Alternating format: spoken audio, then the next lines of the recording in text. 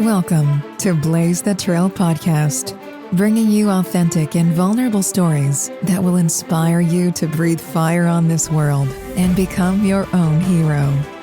Here's your host, Blaise Hunter. Hello, welcome to Blaise the Trail podcast. I'm Blaise Hunter, and I am a fertility expert. No, I don't help people get pregnant. This is a different type of expertise. I actually inspire women to birth confidence, to birth their books and business ideas, dreams, passions, and goals, as well as help them discover peace amongst infertility. After going through my own sets of traumas and tragedies, dealing with a rare disease, and experiencing 3 miscarriages, I decided to take charge of my life and not let life happen to me, but rather become the hero of my own life. I am not barren. I continually birth my purpose every day. So that's why I created this show, to demonstrate how even though we all experience setbacks and disappointments, we still have a destiny to birth. We just need to blaze the trail and be expecting. This podcast will inspire you to lean into your hardships and allow them to be the vehicle that transports you into becoming the hero of your life so you can breathe fire on this world. This week's episode is called The Elegant Warrior, and some points we'll cover are what being an elegant warrior is all about, how to step into your power, and we'll give you some tips and tricks on establishing healthy relationships. And I have my friend here, Rebecca Whitman, to speak on this topic. Rebecca is a success mentor, graduate with honors from Princeton University, and the author of the book, How to Make a 6-Figure Income Working Part-Time. She hosts the Balanced, Beautiful, Abundant podcast. She has been a top producing salesperson in every industry from automotive, health, beauty, and the performing arts. She has trained and managed sales teams to record-breaking success. Rebecca has also acted in television, film, and commercials. She has studied with some of the great spiritual teachers of our time, like Marianne Williamson, Abraham Hicks, and Michael Beckwith, to name a few. In her workshops and coaching, Rebecca combines metaphysical teachings, 12-step recovery, and business savvy to help people get extraordinary results. Her philosophy divides life into 7 pillars of abundance, which include spiritual, physical, emotional, romantic, mental, social, and financial. She helps people achieve balance with these 7 areas so they can experience more fun and freedom in life. Welcome, Rebecca, to the show. Thank you. I'm so happy to be here, Blaise. You know, we met online, and we were just talking off air of how incredible it is just to meet people organically, networking and collaborating online. We've never met face to face, and yet here we are connected, have very different backgrounds, but also very similar journeys. So it's so awesome to connect with people and have you on my show. It's so great to connect with you. And it's so funny how our 2 journeys were different, but we landed on the same ideals of self-acceptance and self-love. And it's so beautiful to connect with you. Yes. You know, when I read your book, I was like, wow, you know, like we are very different, but yet very similar. And I find that fascinating and just pulling on and drawing on from several same mentors or philosophies and mindsets. And it really is just about, you know, it doesn't matter where you come from or where you're going, but you know, applying those same types of principles and core values to be the hero of your life. And I think that's why we connect so well, don't you think? Absolutely. Awesome. So we touched a little bit on your bio there, but maybe can you walk us through a little bit more of your backstory and how you ended up being a success mentor? Sure. Well, I grew up with the same philosophy that almost everybody does, right? You go to school and you get good grades, and the people who get the A's are going to be the successful bosses, and the people who get the C's and the D's are going to be working for the people who got the A's. And I believe that looking good was more important than feeling good. So I got into an Ivy League school. I graduated from that school, and I moved to New York City, and I thought, oh, I have a degree from Princeton. I'm going to be able to work in the entertainment industry. But instead of getting a highly paid job, I was offered free internships. So I was like, there's something wrong with this picture. So I found an ad in the newspaper back in ancient times where we actually answered ads. And it said, circle me. If you sell these products for 5 years, you can retire a self-made millionaire. And I said, heck yeah, sign me up. So what happened, Blaise, was I did not retire a self-made millionaire, but I did get to study with self-made millionaires, and I learned so much on how they thought, how they worked, how they manage other people, how they manage their time. And those philosophies led me to be able to make a part-time living while in LA. So I moved to LA to pursue acting, and instead of having to wait on tables, I was doing part-time sales the whole time that I've been in LA. I've been in LA for 20 years. And because I had such a flexible schedule, I was not getting the acting interviews that I wanted, but I did have the time to study with spiritual mentors and learn new ways of thinking and being and attend 12-step meetings. And I changed my philosophy, and I changed from not having everything looking good on the outside and being miserable on the inside. Like, how many people can relate to that, right? Like, everything looks good. I have the house, I have the car, I even have the husband, but I was miserable. So I did get married because I thought, oh my God, if I actually felt the pressure that you talk about in your book. Like, I got married at age 39. So I'm like, I have to get married and have kids like ASAP, or I'm never going to get to have kids.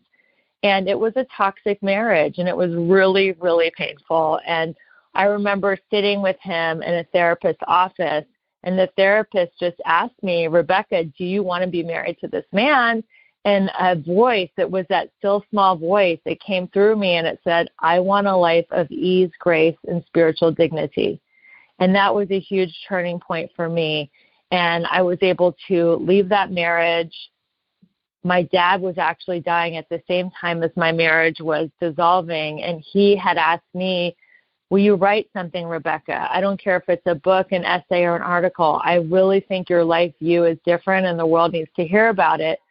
And I didn't know what to write. So I was just like open, because my philosophy is that God speaks through other people. And I was sitting in my financial planner's office in workout clothes, and he's looking at my portfolio, and my finances are great. And he's like, why don't you write a book and teach women how you're able to come in here in workout clothes, and yet you're worth over $1 million in assets? And I said, you know what? That's going to be the name of my book, How to Make a Six-Figure Income Working Part-Time. And that is where I came up with the 7 pillars, which you mentioned. So there's 7 key areas of life, and when all are in alignment, you can be happy, you can manifest abundance, you can find your soulmate. And I've been living this life now for, I don't know, maybe it's been 5 years, and it's been absolutely incredible. Oh, I love that. Thank you so much. That's an interesting, the journey that you were on, and realizing that you were just working on the outside and not on the inside. And I think, this culture really teaches us to be box checkers. Like, check, got the schooling, check, got the job, check, I got the body, check, I got the husband. Now, it just becomes this endless pursuit that to keep checking those boxes, but we're not always taught to check internally. Am I happy, or am I just checking off all the boxes that I'm supposed to do?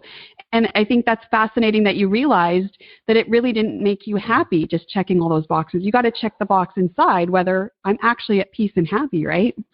Exactly. It was just such a huge lesson that it's better to feel good than to look good, because I was a box checker, and I was like, okay, I got the house, I got the car, I got the job, I got the body, I got the look. And now my breaking point was trying to fit a square peg into a round hole and just marry someone that if I would have met him when I was 22, I would not have married him. But I was like, oh my God, I only have like 2 more years of fertility left. So I have to marry this person and make this happen with him. And it was so incongruent to who I was. And that was literally the box that broke me. And that's where I had the huge epiphany about it's better to live a life of ease, grace, and spiritual dignity than to white knuckle it and look good but be miserable. Exactly. And I was like that too. You know, I'm a perfectionist. I worked on the outside and presented what everyone wanted to see, but it didn't make me happy. So it was this very big disconnect from the outer world versus the inner world. And I think that's a lot of our, you know, same kind of jobs and what we're doing with our, you know, passions and our purpose is that we're helping ourselves and others just realize how to connect the two. And you can be happy and you can pursue things, but always having that dialogue and that check system where it's like, is this really making me happy? Is this what I want? Or am I just doing what I think is expected of me, right? Yes, I like to check in with 3 sentences. What do I want? How do I feel? And what changes are necessary? Mm-hmm. And those are the 3 checkpoints that I'm constantly doing with myself to make sure that I am on track and that I am, you know, following my inner guidance and not following, you know, what other people think I should have. And it's a very free way to live. Now, I don't have kids, and, you know, I know you were very upset that you only had one. I don't have any, you know, and it's like, and I'm okay with that. I'm totally, it was not my destiny or I would have had kids. So it's also a lot of having faith, and you can call your higher power, the universe, God, source. I choose to call it God. You know, if God wanted me to have kids, I would have had kids, you know. I wouldn't have had to make, you know, a marriage work that obviously wasn't meant to be. And it's okay. Like, it's okay that that's not my path. And I love that you say you're a fertility expert and people can birth other things. Like, I'm birthing a podcast and a coaching business, and I birthed a book, and I'm birthing workshops, and there's other ways to bring life to the world other than to reproduce a human. And I love that that's in your mission.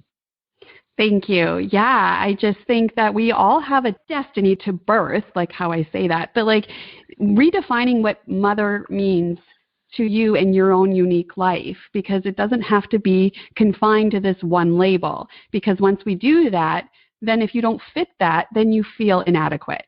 And I don't want that for us, because none of us are inadequate. We all are enough. And, you know, the title of the show is The Elegant Warrior. And this is actually your manifesto. And I love it so much because it means so much. But can you explain what it actually means to you and how you help women embody this?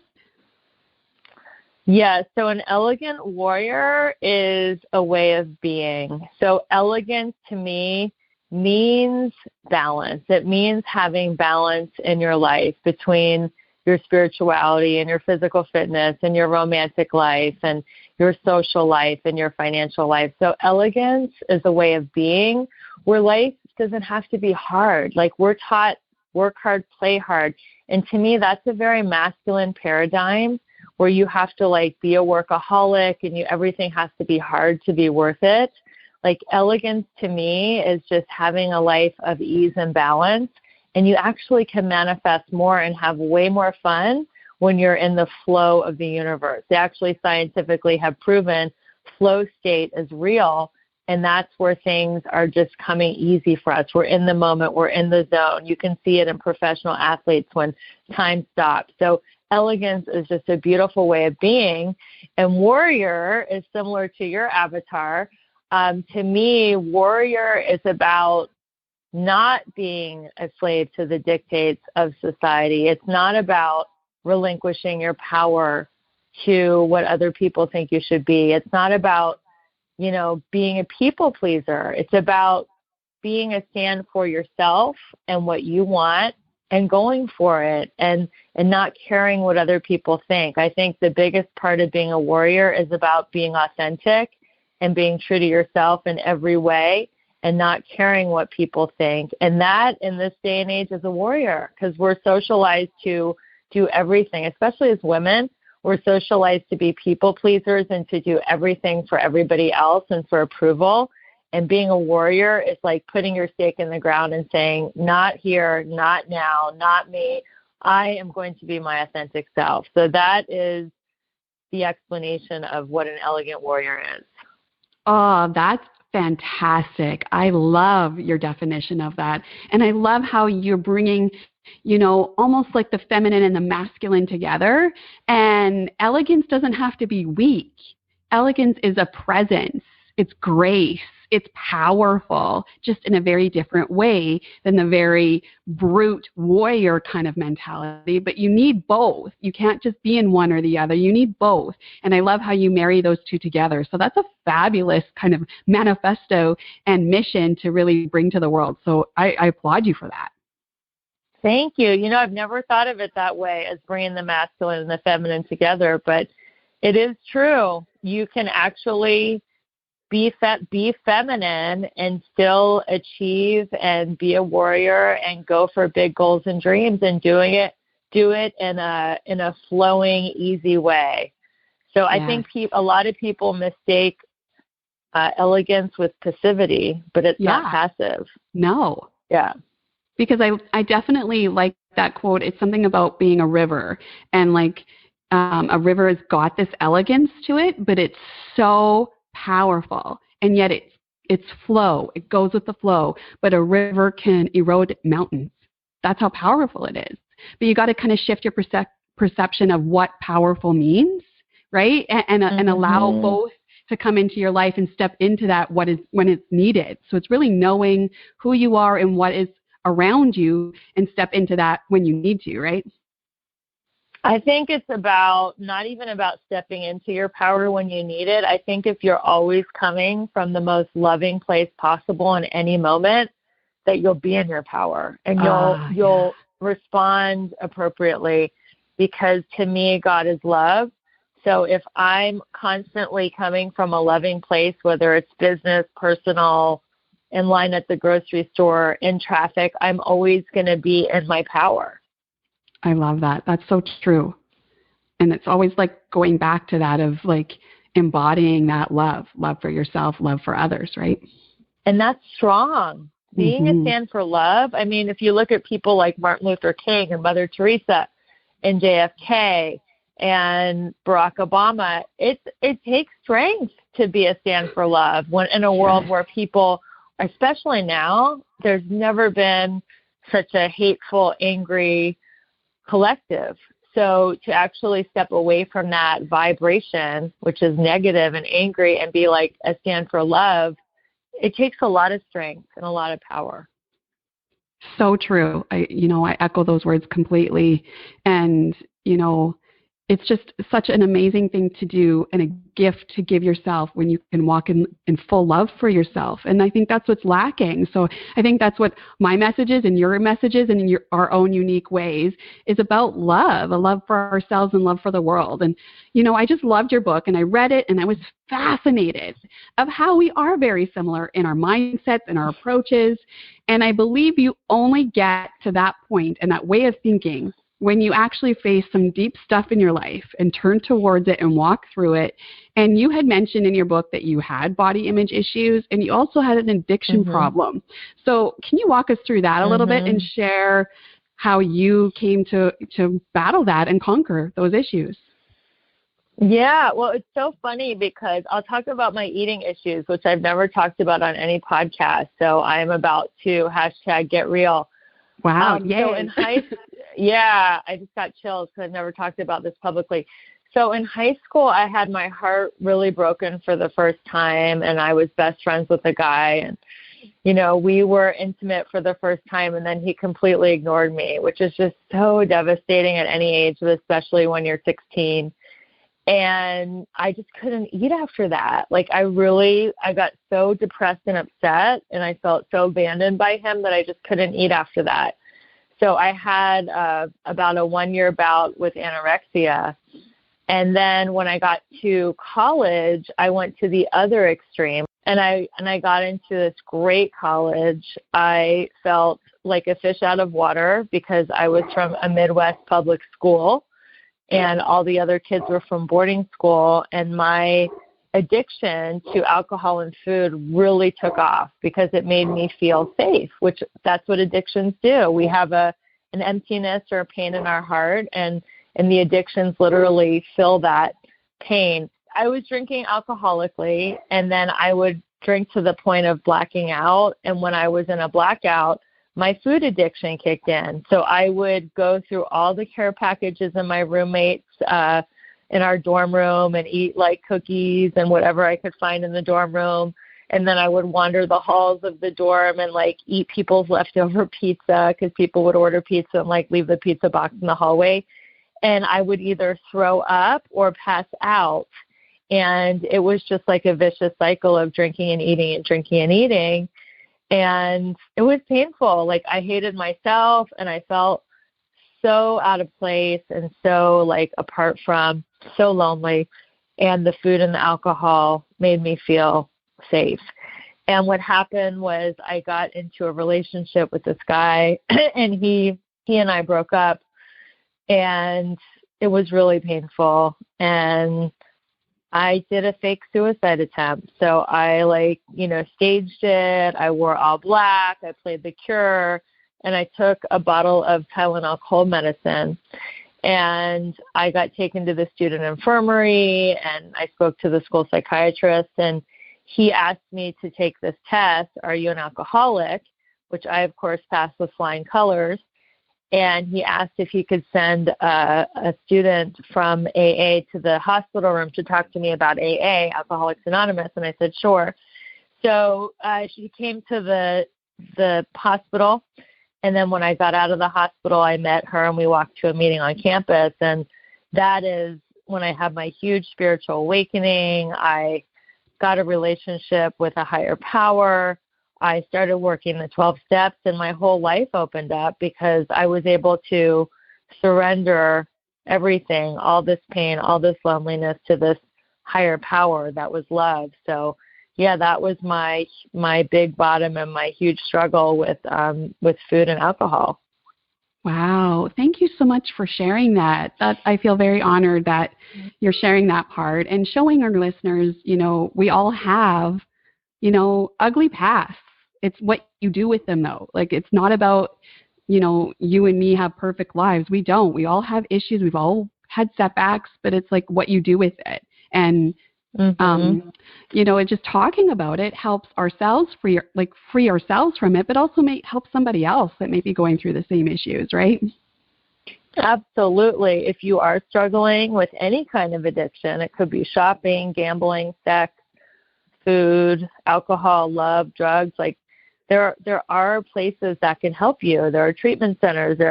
Right now there are so many free online Zoom meetings for 12 steps. If you ever wanted to just dip your toe in the pool and see what you thought of 12 steps, there's so many Zoom meetings where you can just literally Zoom in and be a fly on the wall.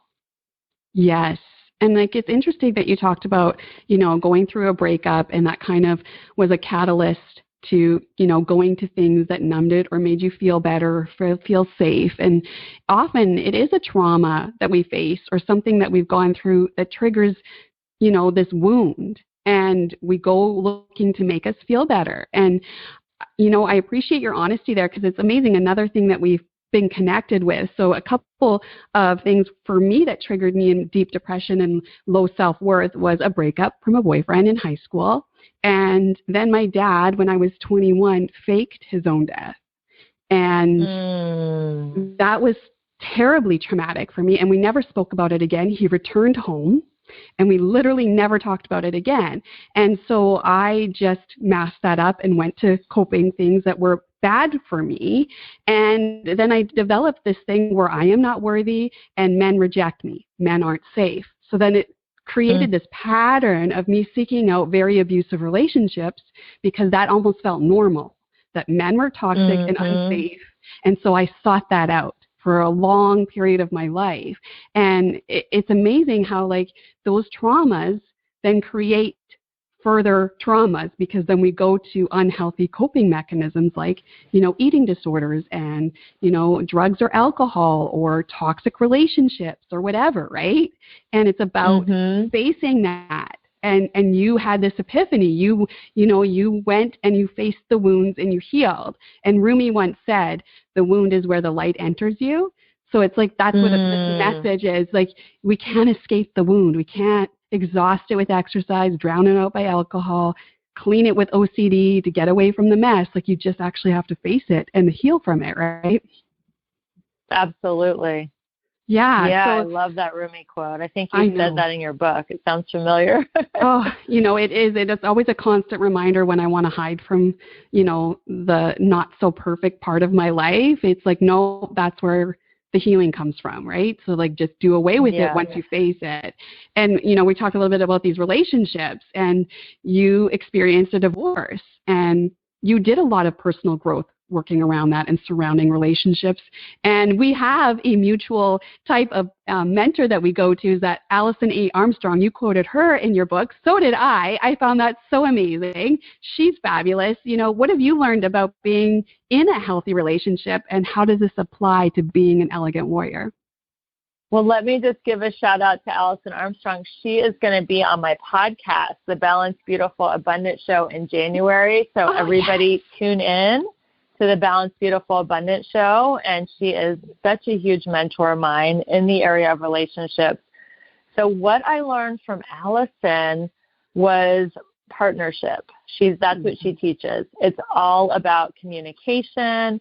It's all about partnership, because our cavewoman brain, it was all about not wanting to be abandoned. Because in caveman times, if a man had sex with a woman and impregnated her and then moved on to the next tribe or the next campsite, the woman was alone with her baby, and she would be literally eaten by a woolly mammoth, and she would have to fend for herself. So women have this instinct in their DNA when they are intimate with a man to cling to him, to want to control him, to want to follow him around, to want to not lose him so they wouldn't be, stranded in the wilderness and die. So that is where a lot of our people pleasing come from, codependency.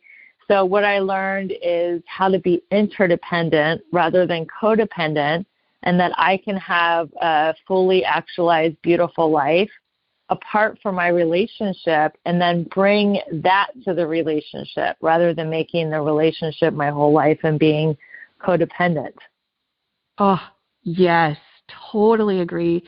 She's such an amazing person that just sheds light on so many issues and make it relatable. So totally love that partnership. And, her book, The Queen's Code, changed my marriage, because I pulled away from that as I was a girl that emasculated men because I didn't feel confident in my own power. So I took others away, right? I took my husband's power away by emasculating him.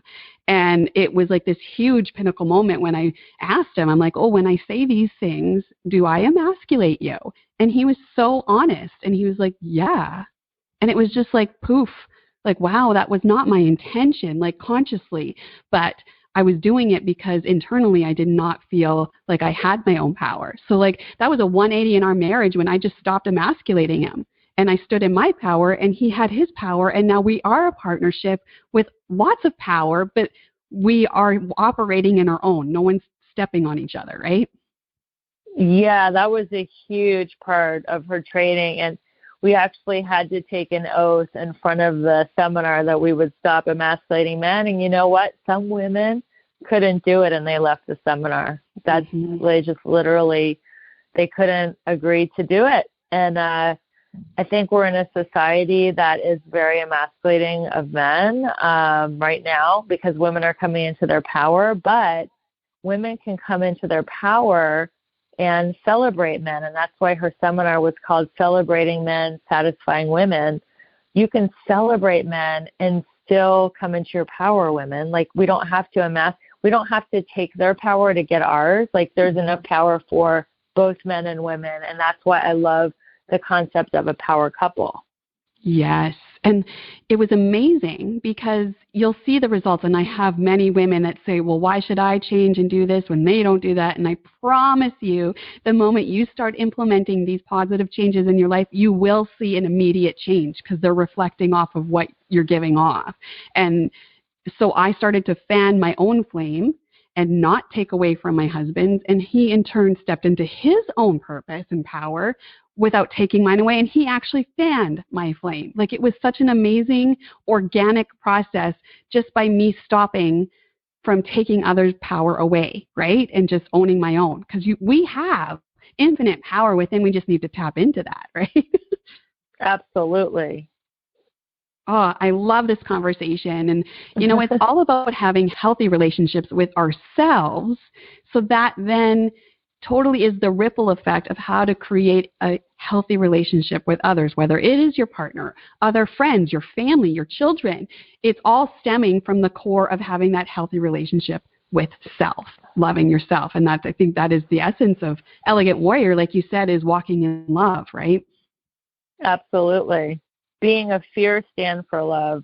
Oh, love this. So you are this powerful, elegant warrior. What is the legacy that you want to leave behind? That is such a great question.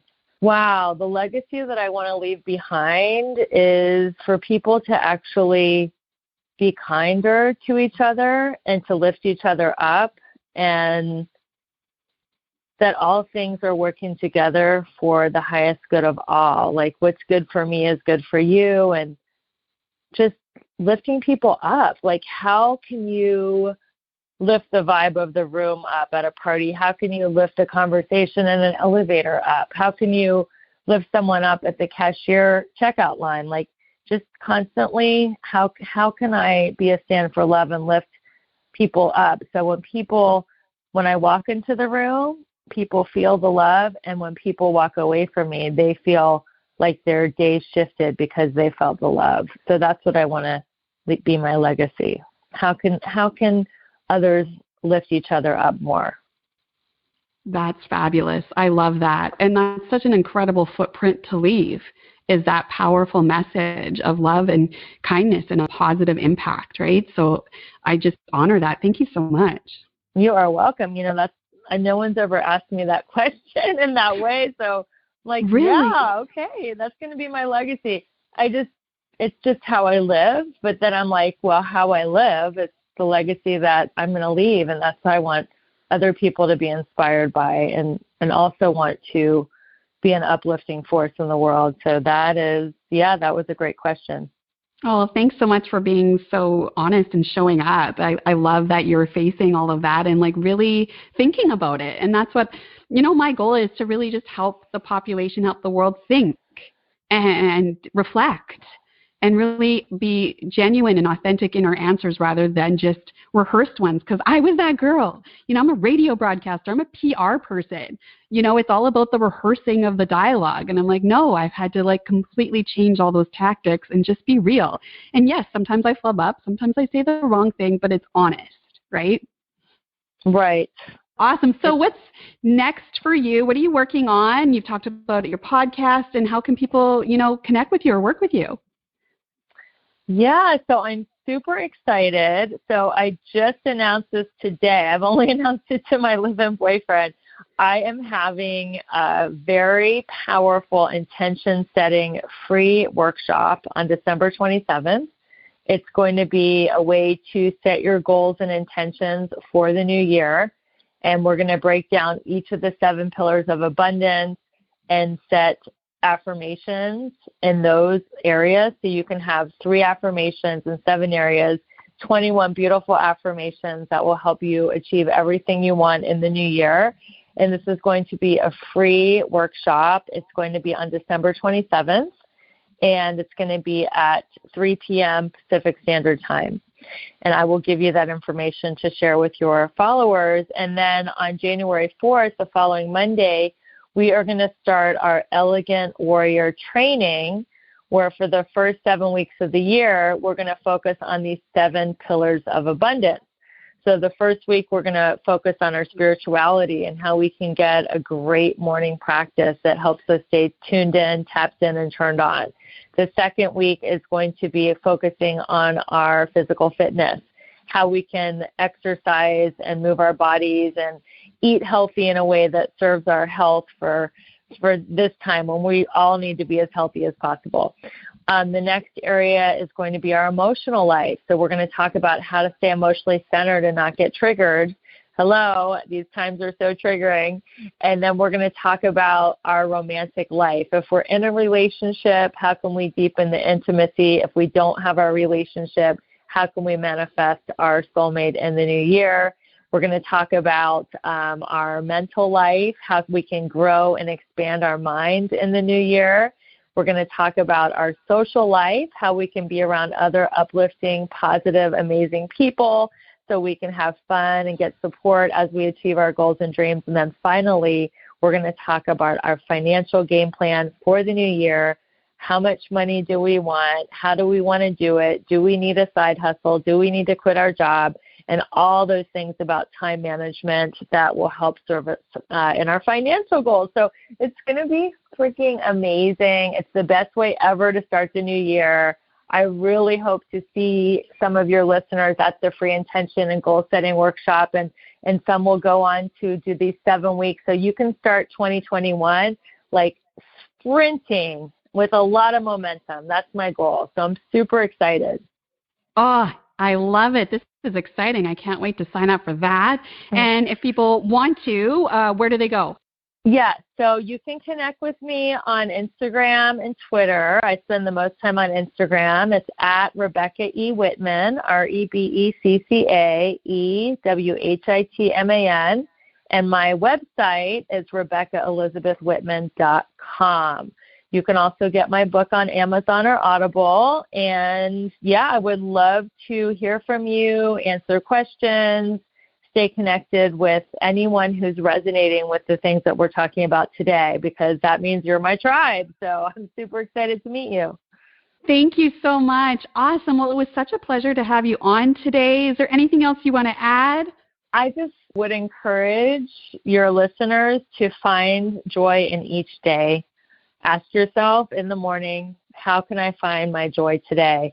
Whether it's taking a walk, petting your dog, doing a fun exercise video, calling a friend, having a cup of tea and reading a book, because we are living in really challenging times.